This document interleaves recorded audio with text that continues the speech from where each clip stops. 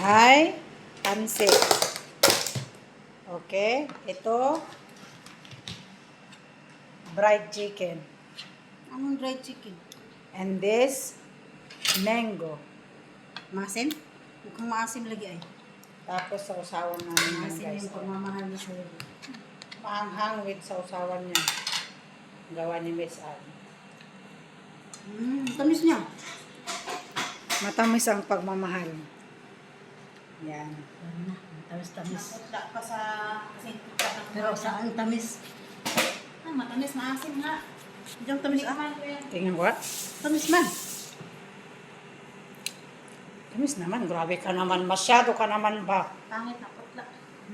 Magputla lang pero matamis siya. Maputi kasi siya. Hindi siya negs. Kaya yung ano niya maitim. Kumaingay ba kasi mamaya na. Alam nyo guys, yung ito yung atay hindi siya naduro. Kasi inlambong ko muna before ko imgisa. Kain na tayo guys. Alin?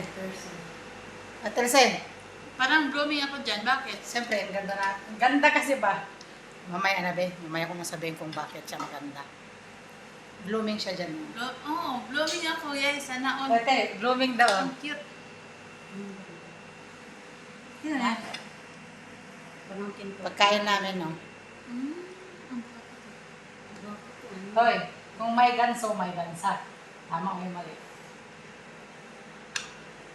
Ayun Sa na. din si Tabaw. Sarap Muna kain. yun. Kain na kami? Muna siya nagpa, ano sa ilong, pataas.